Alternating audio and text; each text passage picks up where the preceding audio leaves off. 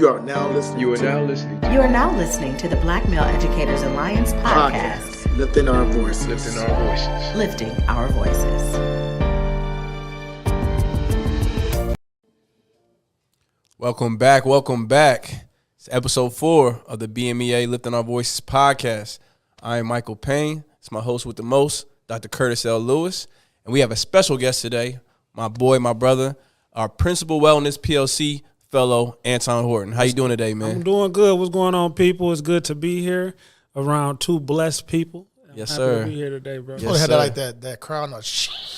Yeah. We need a crowd. Yeah. It's a round of applause. Yeah. My brother here, man. Black male administrator, principal. You know, how you doing right now, brother? I'm doing well. You know, education is difficult. Yeah. But it's a rewarding experience. So, you know, the school year is going really well. Yeah, I'm happy. We gonna get into that for sure. Dr. Lewis, man, how you feeling? Man, I'm good, man. It's been I'm in a good space today, at least at the moment. I'm in that space, man. You know, that middle ground between like what the heck is going on and like be careful. You gotta take care of yourself. Yeah. You know what I'm saying? Yeah. Like it's just a lot happening around us, around the world, around the country, around our schools. So I'm trying to stay fired down. I never heard of fired down. I just made that up. Not fired up. I'm trying to stay fired down. Not fired up. But you get a PhD, you can make up the words. No, but you feel focused though. Hey, and you absolutely right. But you feel focused though, man. I can feel that energy from you, man. I'm doing well. Doing well. I'm balanced. You know what I'm saying? I feel good. I'm working hard. And you know you're working hard, but you still feel motivated, so don't feel as bad. That's where I'm at. I'm working hard. Hey, let's do a quick checkup. How's Mikey doing, man? Thank you, man. I appreciate it. He's blessed. He's doing well. He's getting back into the activities now. So he just started tennis. He's killing school. He's Spider-Man again for Halloween. Tennis, let's go. Let's go. I'm about to get him into golf too, because that's where it's at. But all of that is just to keep him busy and occupied. Because I already know he wants to be like a rocket scientist or something like that. That's it, right. Builder, Right. But he's Spider-Man again because he's gonna hold down the Spider-Man for Halloween. So he was excited about that. But he's good, man. How your children doing? They good? Man, they all good, man. They all good. They all over, man. You know, my son, you're doing well. Arizona doing well. My daughter doing well. She's a senior in high school, so you know how that is. And my youngest, he holding it down. My godchildren doing well, everybody good. Yeah. Nieces and nephews doing well. Yeah, blessings. We good. Blessings. So, man, let's talk about what's new with BMEA.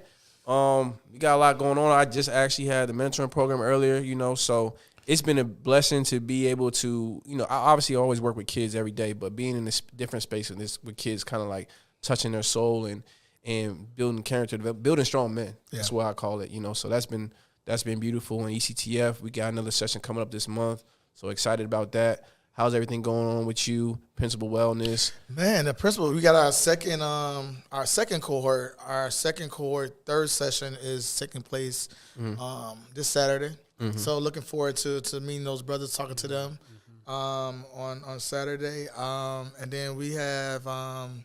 I'm still like hype about that last session we had with the first cohort. Mm-hmm. Man, it's just brothers a part of, and that was good. So we'll be coming together in a couple of weeks, I think, but we're virtual at that time. So man, things are going well with the Principal Wellness program. What's going on with the Teacher Wellness program? How's that going? Oh, no, Early Career Teaching Fellowship is doing well. Like, we got some real brothers tapped in. We just had a session on, like, the historical context of education, similar to our conversation on the podcast. Yep. And, even though they're new in their careers, they are very tapped into, like, the importance of education. Yeah. And I think that what we do, I know this is kind of side note, I think what we do with this Early Career Fellowship is important for all teachers. Absolutely. And really because there are people who are doing the good work who probably could do better if they understood what it means to teach black children and like what it requires, So we've been starting off, doing well beginning of the year, supporting teachers for these first couple months. So, really excited about that, man. We have an event coming up. You had mentioned earlier. You want to tell them about that? You knew, but it's going to be a surprise. So it's going to be coming up on. We're going to be announcing this in about another day or two. Okay. So we're gonna hold off, but it's going to be a nice free event. First come, first serve, though. The fellow's going to win the first. The fellow's going to be on top of it, but you don't want to miss this exclusive BMEA event that's coming up I'm in there. in a couple of days. You've been in a given mood, I see. I've been in the given mood. Yeah. In a given mood. So it's gonna be real nice, man. So I'll hold off on an announcement. Okay. We got a couple more final details to hash out, but we will definitely be announcing that. People are gonna be excited. They're gonna be. They're gonna it's text gonna be me hype. backstage like, It's gonna be you know, absolutely. It's gonna be hype. So before we get into Anton and wellness and education, let's talk about some current events that's been happening. A lot has been happening. Man. Some things we're not gonna talk about today. We ain't got enough time. We'll leave Kyrie and Kanye alone. Man. You know, praying for them brothers. But first thing, man, there was a video I saw. Doc, I think you shared it with me. TSU professor. Let's just go to the video, and then we'll share our thoughts. People just need to see it. Right. I said, what is your name? Out! Get out! You are fabulous, course, whatever your name is. Out! Out! Out! Out! You're gonna fail this course, whatever your name is. A white history professor at a historically black college. Just give me your thoughts, brothers. I just, what I'm saying, I just wanted to paint that picture first, and then go ahead, give me your thoughts. You are a guest. You get to speak first. Go ahead. I mean, what I would say is it's not appropriate to yell at a kid in K through 12 like he yelled at that adult grown man in a college course. And the reason why he was yelling at him is because he wanted to know his name, right? But then I also have to ask myself, which we're probably all wondering this question. It's a historically black college. The teacher is yelling at a black kid at a historically black college. I'm going to just keep saying that it's HBCU. So it's a lot of confusion there. I'll just kind of leave that there. It's some confusion that I'm kind of left with, kind of just feeling confused about the whole thing. We have a college professor here. So Could you give us a little bit of your insight on that? For one, to your point, though, I mean, we got predominantly black K-12 schools, and it's happening. Yes. So it's just, it's bound to do the same thing at the college level. But I get you on the HBC. It's like, yeah. But we know people just the nerve of people nowadays, man, and y'all know that it's been happening. People, it's been boiling up. They've been doing it, more privately. Now it's just out, with us, the ability to record things. These things have been happening right now, I'm interested in how they handled this situation. I haven't heard anything about how they've handled it, but y'all know. Y'all trying to get. I'm trying to stay. I'm trying to stay fired down, and it's just when I saw it, and I was like, this. So sometimes you look at stuff, you're like, wait, stuff be so obvious, like. So nuts, but you be like, this can't be real. It's like, no, this is fake. This is a fake video. They put this together. Then you be like, no, this is because you got to mentally, emotionally think like this can't be real, right? But at some point, man, and I'm thinking about these students in this classroom. At some point, we gotta, and these are adults. I'm assuming they're, could be very close to being adults, depending on what level. At some point, we gotta stand up and walk. Everybody, all those students need to walk out of that class and be this. We're not we're not dealing with this. Yeah. Now, unless there's something crazy that happened, but I don't care what happened before that. If he didn't put his hands on him, what he did was irresponsible. I'm at a university, and I have students who've been semi-disrespect. I have to check them, but I'm not doing that. Right. How many people think it was normal though? How many people probably seen that and was like, this is normal? Right, as unnormal as it should be, how many people you think in that class seen that was like, maybe this is a normal thing? That's true. Very, very. So not surprised, but very surprised. Just wildly disappointed. But like you said, it's happening in K-12, right? And it kind of goes into our conversation about wellness. I don't think that grown man is well. I often ask yourself what will make you so mad, right? And then really it's about you're not controlling, you're not regulating your emotions enough to be able to address African American young adults in the college level at a historically black college. You know what I'm saying? So there are a lot of questions with that. Hopefully that is addressed because I'm promoting kids going to college. I'm trying to get them to go to college, HBCUs and these accredited colleges, but not to get treated like that. You know what I'm saying? I know if I was a parent, I would have a lot of questions for the institution that I'm paying for, treating my child like that, or man, we just gotta, we gotta just stop tolerating some stuff. Yes, like he needs to go, and I'm just gonna stand like I don't, unless like this kid threw a chair at him before and we didn't see that, or physically assaulted him, we didn't see that. Like there's nothing, like he's beyond he's not emotionally or mentally capable of educating children, right? Like we don't want to go to a doctor and doctors are treating our patients like that, right? Mm-hmm. And so we shouldn't want teachers, professors, whomever, talking to students that way, right? So if you're unfit for the job, and we got to put in policies for things of that nature. We got to have a zero policy. Now we can have zero tolerance around a lot of other stuff, but when it comes to how people treat black children, we don't. Yeah. Right, so we need if people are not going to impose zero tolerance, we as a community, as like the group of students, whoever, got to stand up and be like, that man got to go, because clearly is nothing that serious that and if it does, and if you get triggered like that, that's more. I'm concerned about your well-being, period, mentally and emotionally fit to be able to do this job. Now, I don't know what the man got going on, but to me, I've had a lot of bad days recently, right? There's been a lot of things happening, but it doesn't draw me to want to talk to somebody like that, right? I was teaching the other day, and there was a student, as everybody put their laptops down, and she, because I want her to pay attention to the presentation, everybody, and she didn't necessarily do that kind of bit. And, I was like, I didn't go over that. What you heard, like, that's not, I didn't even cross my mind. Yeah. Right? And so we got to call those things out, and people just getting chance after chance and getting slapped on the wrist for things that dehumanizes other people. Yeah. So we're going to call out stuff that people can say that's hurtful. Mm-hmm. Right? We can demonize people, which we should, right? But like we need to start doing those things in the classroom as well. When teachers are doing that to students, and whether you're at the college, high school, middle, elementary, preschool, whatever level, it is unacceptable, and they should lose their job. Yeah. And I know that's a strong statement. Yeah. No. Fired down. He fired down. I fired down. I think education for children is too important for us to be so loose with who we let in front of them. So, but staying on the topic of college, right? Student loan debt relief program that Biden has pushed through has been paused by a federal judge. So what are your thoughts right now? Obviously, we're in the middle of inflation and recession, and obviously kids coming out of COVID 2 years, trying to go to college. Student loans have been crippling the community.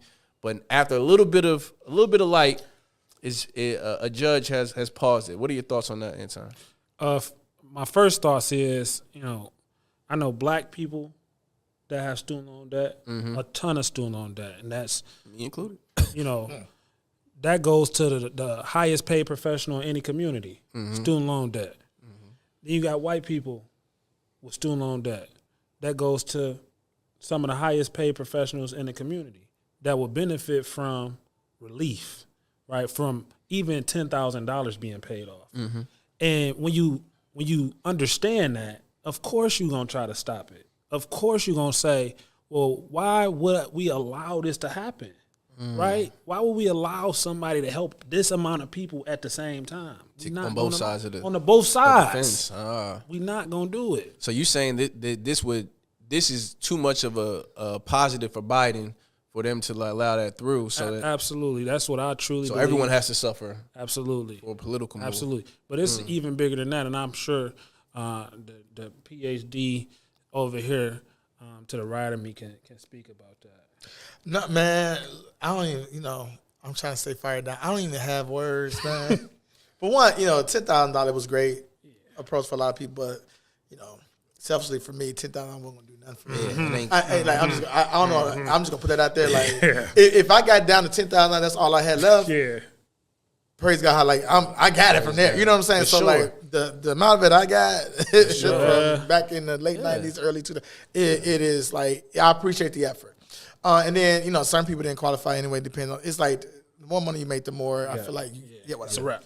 So anyway, I'm taking myself out of the situation and thinking about other people who it would have benefited. If you got a $40,000 loan down, taking it down to 30 is nice, right? Yeah.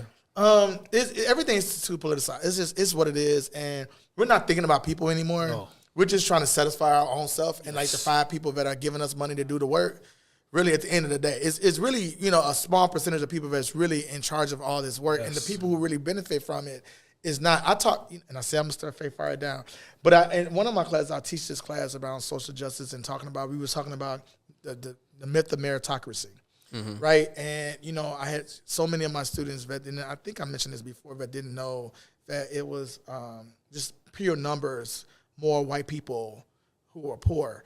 But the problem is, I think we don't understand how we all are sort of working towards the same thing, and there's a very few people. I don't pick sides. They all.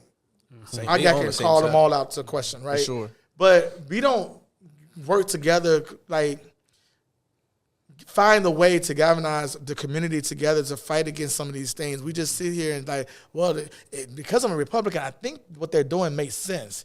When in essence they're hurting you too. Yeah. Right. Yeah. And it just gets so. And then the Democrats say they're so politicized that to me it's one of the things I said earlier. I'm just learning to just like sit in the middle, because if I go too much, I'm trying to fire it down. I get fired up. So I'm like, it is getting worse to me. I feel like, right? It is. And so we're just gonna continue this fight. They trying to, and it's like the elections are coming up. Yeah. Y'all know, I don't know where it got stopped at, but Trump got a lot of those district judges in places. So and that's why voting is coming up November on 8th. Tuesday. Yeah.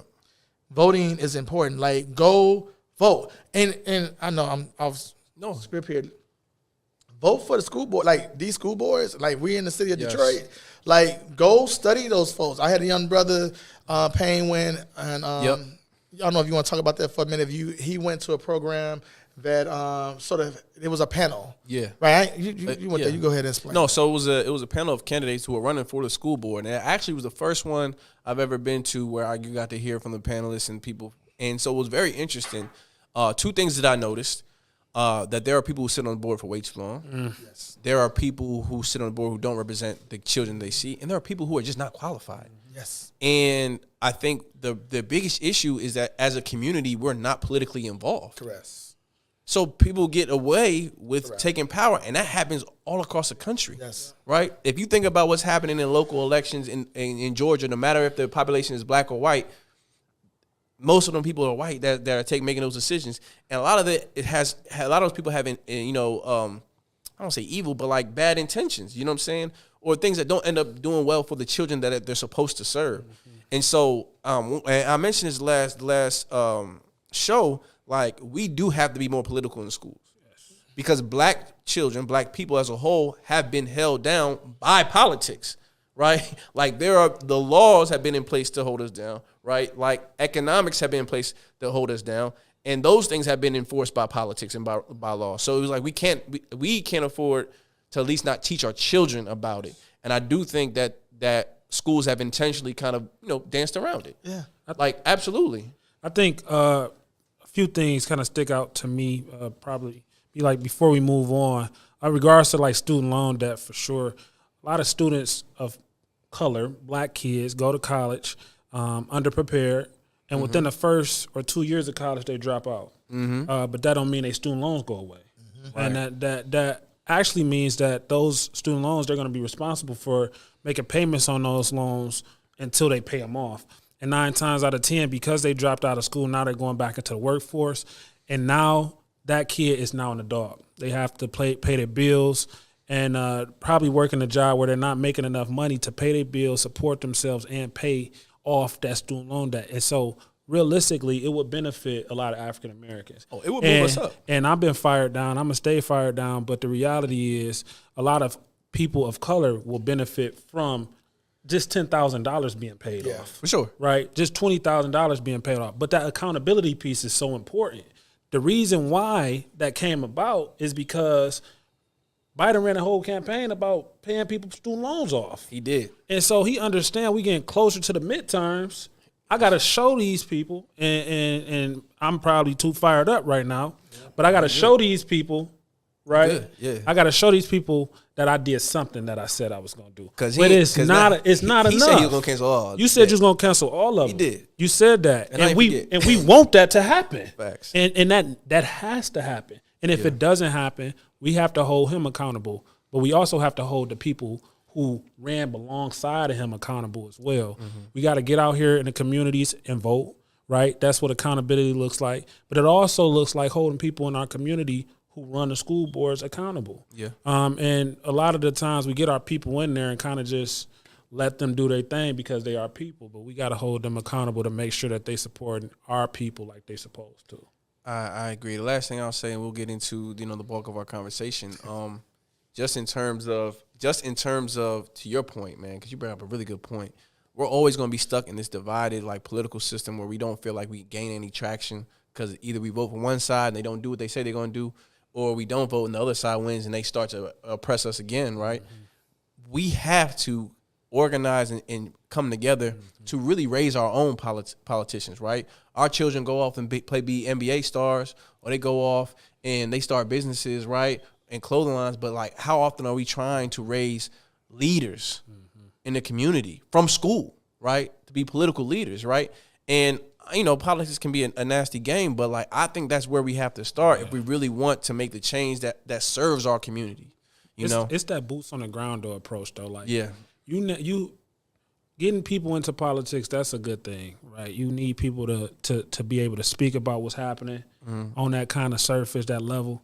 But you need people that's actually on the ground, and organizations like this that actually can make an impact, right? Yeah. Actually able to transform systems on the ground. Because if you wait for politicians, you're going to be waiting for a long time. And I think that we're starting to understand that. Right. Yeah. And like I said, that's why it's so important that we get the right people in the right spaces so they can support the people on the ground rather than getting in those spaces and making sure the people on the ground kind of stay there.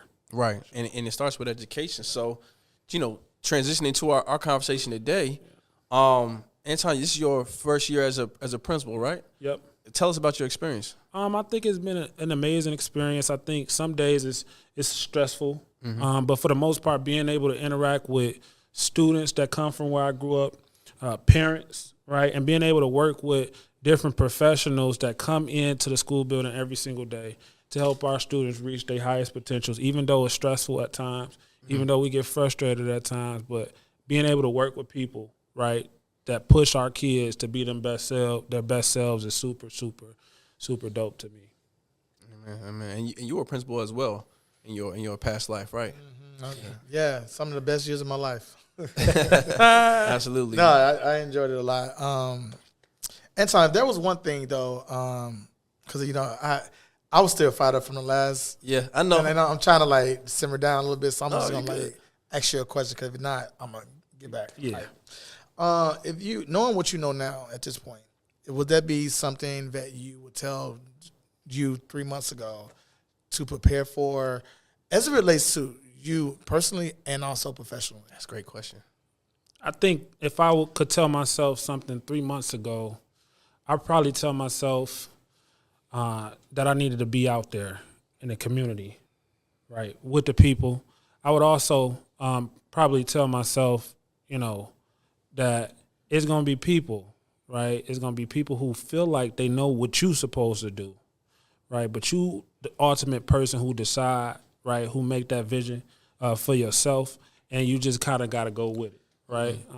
So those are. Let me ask you this follow-up question. What do you mean? You said be out with the people. What does that mean? Yeah, what does that look like? So in the community, doing things in the community, creating spaces where different people in the community can talk to the people who want to hear, people who want to know what's going on. I think that a lot of the time, specifically in the city of Detroit, what happens is it's events that happen, but nobody knows about them. And so, if I'm running for the school board, for example, how come the people in a community where the event is taking place at, they don't know nothing about it? Mm-hmm. The average person that lives in our city is not just young, and they're not all on social media. And so being able to be out there with them, being able to help them understand that, we're going to create things around you so that you can understand and know what's going on is something that I feel, would please my soul and please the people in the city a little bit more. How are you going to do that as a principal? How would you be able to do that as a principal? Because you're supposed to be in the building making sure, how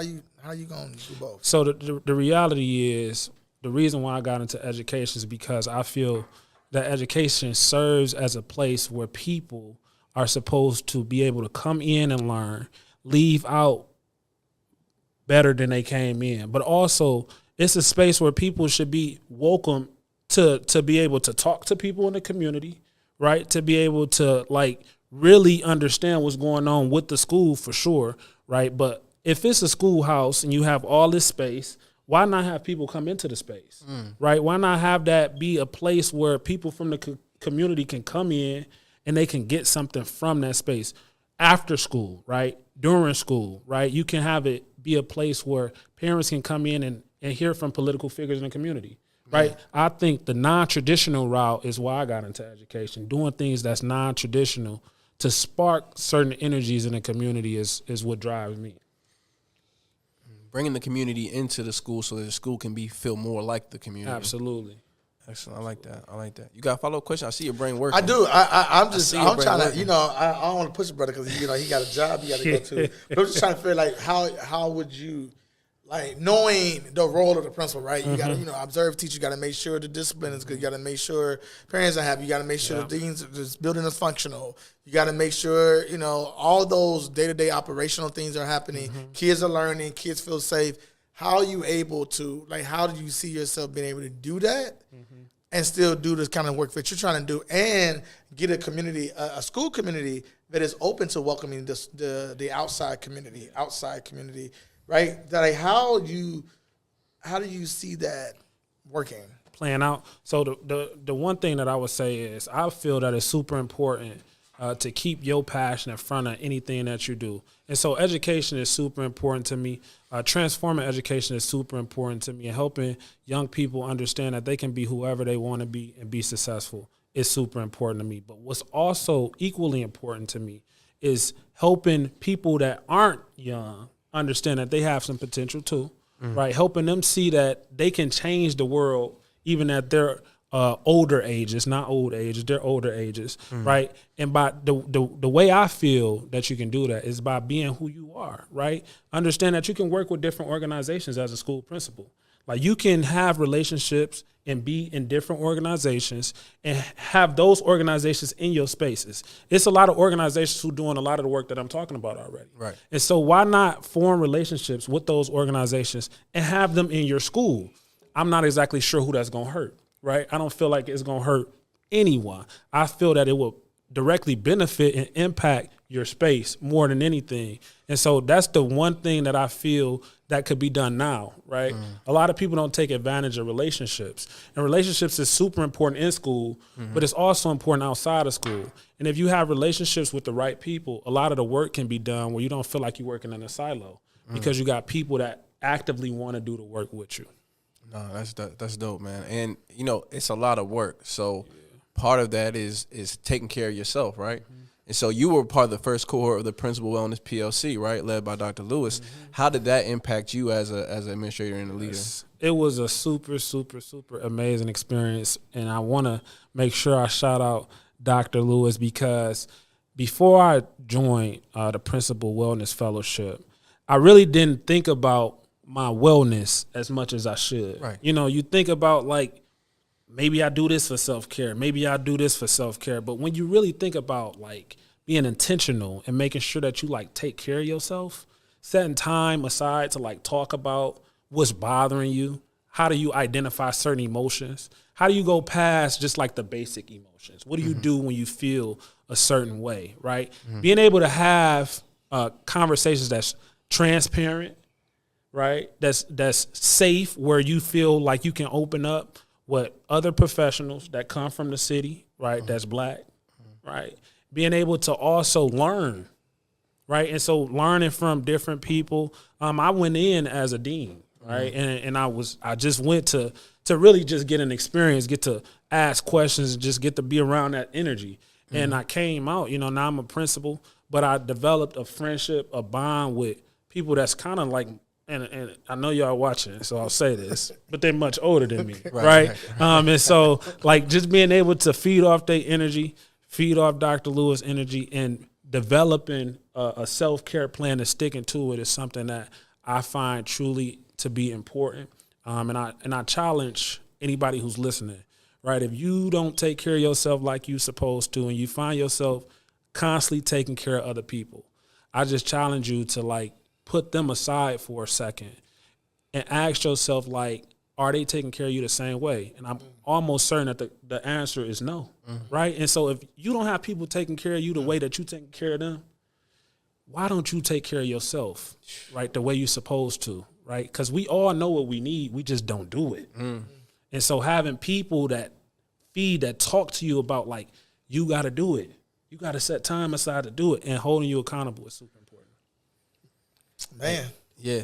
I like that. Like, that taking care of you, if they ain't taking care of you the same way, there'd be a lot of people being dropped off. Like, Yeah. Jesus. Yeah. That's good, though. Yeah.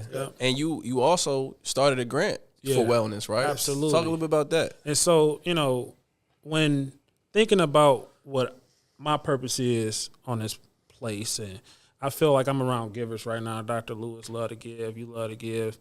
I enjoy being able to do things for other people. And so when I say, like, you taking care of other people, I don't mean that, it's something wrong with it. Because naturally, I feel when you love people, you're going to pour something out. For sure. Right? God put us on this earth to be able to be a blessing to somebody else. And so with the wellness grant, what I thought about is it's super important that I put my wellness in front, right? But it's a lot of people who don't think about themselves, who don't think about their own wellness. And some people who do don't have the means to, like, do certain things for themselves sometimes. Right. And so being able to come up with a wellness grant that challenge people to think about, how can I create a wellness plan for myself? How can I just start to talk about wellness if I haven't been, right? And then talking about, like, when I get a certain amount of money, what I'm going to do. Even though it ain't the most money in the world, it's a couple dollars though. Yeah, for sure. I take it. I take it. But I'm super excited to be able to give away some grants to people in the community, like I said, so that they can do some things for themselves. And my hope is that we can continuously do this work because people deserve to be, like, taken care of. And right now we live in a world where it's hard sometimes to take care of yourself like you want to. Man, and wellness leads to healthier mental spaces for people, right? And we talk about education and you being a leader and a principal amongst kids. Like, you have to be the healthiest version of yourself to be the best version of yourself. And I also think just hearing you talk, like, that resonates with people and kind of gets them starting reflecting on how they treat themselves. So you're, like, modeling, taking care of yourself, right? Because you by nature and by the work that you do take care of others, right? And educators alike are in that same space, but oftentimes you're left with no energy or no space to take care of yourself. But once you burn out, you hear about the word burnout a lot with teaching. Once you burn out, what's left? You know what I mean? What's to give? And I tell people all the time, you fall over and croak, the work is going to move on without you. Absolutely. And if you fall out and croak, you're not going to be able to do the work that you were doing. So you have to take care of yourself first. And I think that, like, one thing I realized was once I was mentally in a better space, right? Once I was physically in a better space, my work was better, right? I was more effective. You know what I mean? Spending a lot of time doing things, but mentally wasn't right. I wasn't doing the work well. But taking the time, like you said, like cutting time out and being disciplined about it, right? Now you're more efficient with doing things, and you're in a better space. You're not yelling at kids, talking about what's your name, get out the class, right? The wellness is it comes like you can see it when people are and the work is stressful, right? And you're gonna have bad days for sure. You're gonna have times you don't perform as best as you can. But I think that, like you said, we are here to bless people, and you know what I'm saying, love thy neighbor as thyself. But you gotta love thyself. Absolutely. I think that another thing I want to acknowledge that sometimes it's difficult to stick to your, like, wellness plan. Sometimes you might find, like, man, I tried today. Yeah. I tried the day tomorrow. I tried the day before yesterday. Yeah. Right. But what's also important, like, what's equally important in having, like, a wellness plan is having somebody to hold you accountable. Right. And if you don't have somebody that can hold you accountable, right, if you don't have a friend or somebody that you can pour into, that can kind of pour back into you, I advise you to get somebody to do that as well, because it's difficult sometimes to, like, really put yourself in front. And you find yourself, like, really always putting other people in front of you. But one thing I'll say about the fellowship, and then I pass it to my brother or uncle or whatever you want to call him, but I'm able to, like, really understand my feelings more. Like, Truly, like this morning, I just kind of had to pause, because I woke up this morning, I was like kind of feeling like, man, I'm feeling like sad right now. Yeah. And like as a man, it's difficult. It was difficult a few years ago to say, man, I'm sad. Yeah. Because you learn at a young age, and all of this is like we unraveling some things sure. that's been taught to us, like because that wasn't cool. For sure. Right? A lot of things just wasn't cool. But like this morning, I was sad though. And I'm like, what you sad about? I had to pause to think about that. I had to give myself some space to be able to go through that before I just kind of like moved on, because if I would have went to work feeling how I felt this morning without pausing, I would have had a bad day today. Right? And so that allowed me to like stop, think about it, right? And then move on. And I think that that's what a lot of us miss, right? We're not able to truly understand and unpack our emotions. We're not even able to talk about our emotions as men. Yeah. Right? And that fellowship was one of the first experiences where it was like, it's cool. Yeah. Right? And it's cool to talk about your emotions. Yeah. It's cool to say like, today, just not a good day because I'm angry. And the persons that you talk, they have to be okay with it. Yeah. Right? And that's just like where things has to go, so.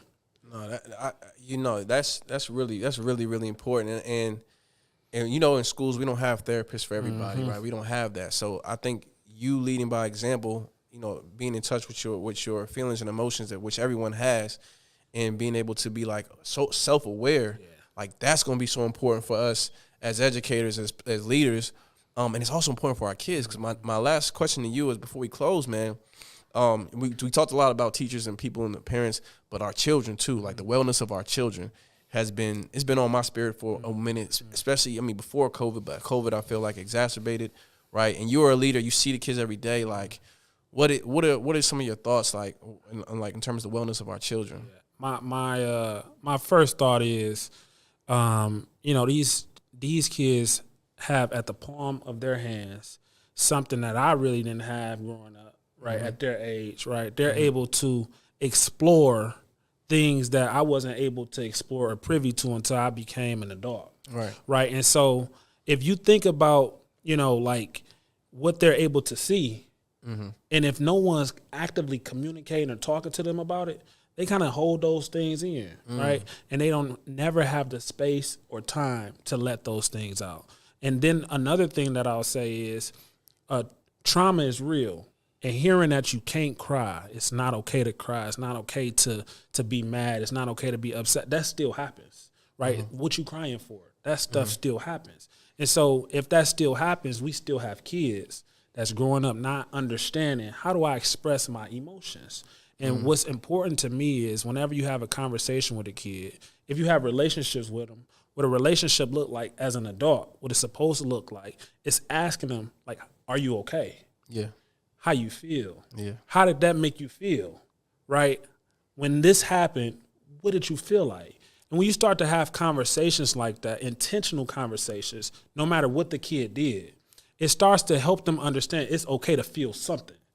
But if those conversations are absent, where you're so focused on a kid being a kid, you're going to find a kid growing up as an adult that's not able to understand that it's okay to feel emotions. Yeah. And then you have kids entering relationships, being married, right? Getting together and having kids, not sharing with their kids that it's okay to express emotions. And so right now what I feel it needs to be a shift in relationship building and people understanding the importance of building relationships. But what do it mean to build relationships with kids? Some people think that it means like just being cool. We cool. But if you cool with a kid, that's what you want to be. Are you asking them, are they okay? Right? Are you actively thinking about how they feel and their emotions? And are you talking to them about, like, I see that you're angry. Like, let's talk about it. Being vulnerable with them. And I think that's the last thing that I'll share. Kids see adults as perfect people, especially educators. They think that we are from somewhere totally different than where they're from because they see us as being perfect people. And it's important that they see us as people first, right? And once they see us as people and able to understand that we've had things and we face challenges too, they're able to express themselves in a different way. Yeah. And all kids, I feel, deserve that. They deserve those type of relationships, especially at school. Amen. Doc, you got something you want to add to that? No, man, y'all be on the floor. I'm just been listening. But since you asked me, I'm going to. I'll say this, and I know we got to wrap up. But so I'll just say this. This goes back to our book, Post-Traumatic Slave Syndrome.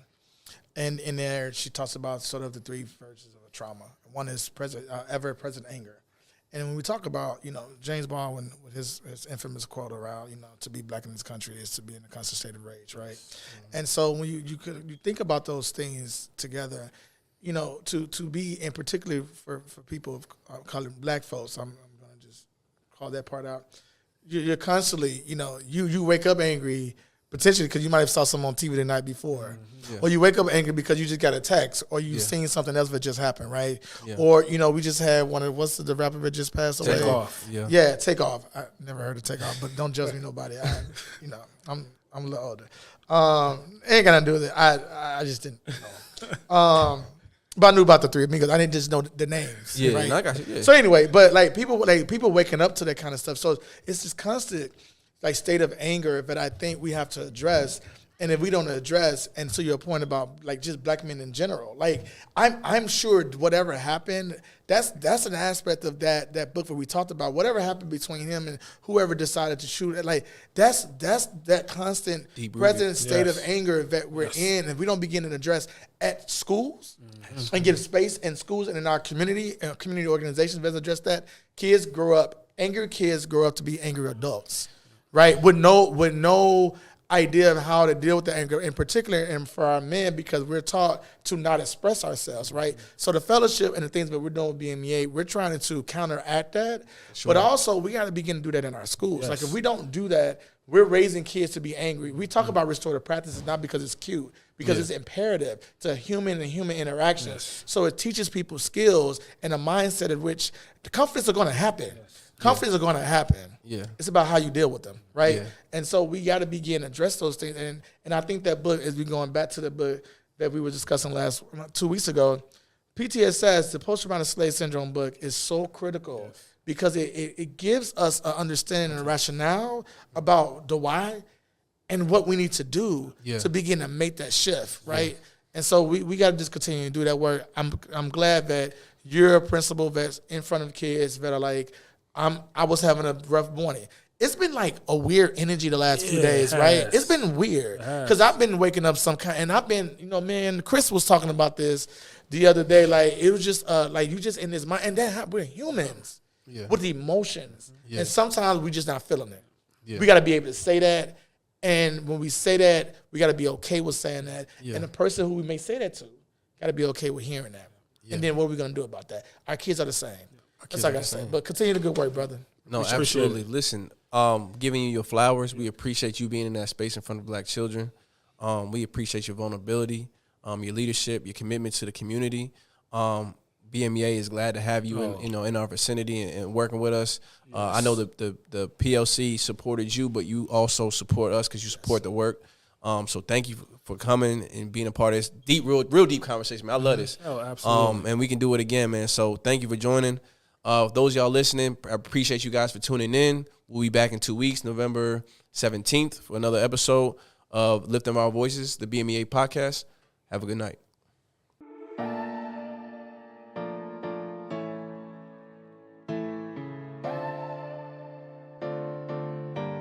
You are now listening. You are now listening to the Black Male Educators Alliance podcast. Lifting Our Voices. Lifting our voices.